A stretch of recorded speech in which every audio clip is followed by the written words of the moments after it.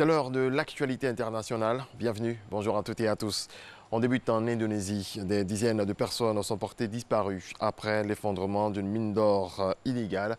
Le bilan fait état d'au moins 3 morts et 14 blessés.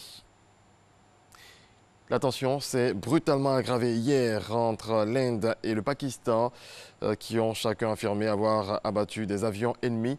Les deux puissances nucléaires répétant toutefois vouloir éviter l'escalade.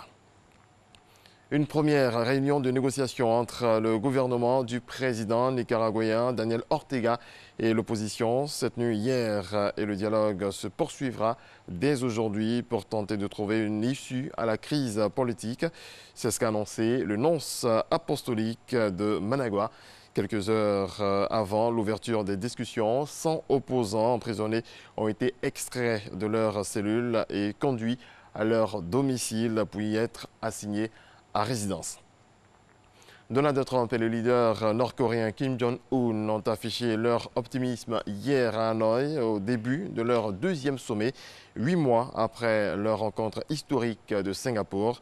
Je pense que ce sera un succès, a lancé le président américain, espérant que ce tête-à-tête qui doit être centré sur la dénucléarisation de la Corée du Nord soit équivalent ou meilleur que le premier.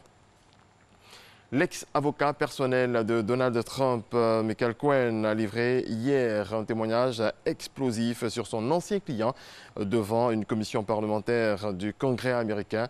Le président Trump est un raciste, c'est un escroc, c'est un tricheur. Le pays a vu Trump courtiser les suprémacistes blancs et les sectaires. Vous l'avez entendu qualifier des pays plus pauvres de pays de merde. En privé, il est encore pire. J'ai honte d'avoir choisi d'aider à cacher les actes illicites de Trump plutôt que d'écouter ma propre conscience, a-t-il déclaré. La sortie du Royaume-Uni de l'Union européenne pourrait intervenir un peu plus tard que prévu. Les députés britanniques ont apporté leur soutien hier à la nouvelle stratégie de Theresa May sur le Brexit, ce qui pourrait déboucher sur un report de la date du divorce. Les élus britanniques ont voté dans une large majorité par 502 voix contre 20 en faveur d'un amendement soutenant la proposition de la première ministre britannique.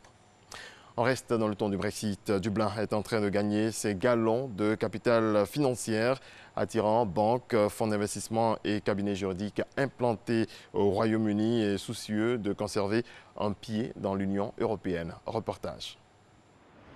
À Dublin, les immeubles sont encore loin de rivaliser avec les gratte-ciel de la City de Londres. Mais en cas de Brexit sans accord, la capitale irlandaise pourrait bien devenir la nouvelle place financière en vogue. Alors que l'échéance se rapproche, de nombreuses banques font le choix de venir ici. Récemment, et en particulier ces 2-3 derniers mois, nous avons constaté une augmentation du nombre d'arrivées sur Dublin. Des places financières se sont ouvertes, ainsi que des institutions qui n'existaient pas ici, ou alors qui ont développé leur présence à Dublin. La capitale irlandaise attire de nombreuses entreprises qui cherchent à garder une présence au sein de l'Union européenne et qui préfèrent Dublin à des villes comme Paris, Francfort ou encore Luxembourg. 27 établissements financiers se sont déjà engagés à relocaliser tout ou partie de leurs opérations ici. Le pays, anglophone, se trouve à moins d'1 heure de vol de Londres et offre un faible taux d'imposition sur les entreprises. De quoi attirer de nombreuses sociétés comme ce cabinet d'avocats.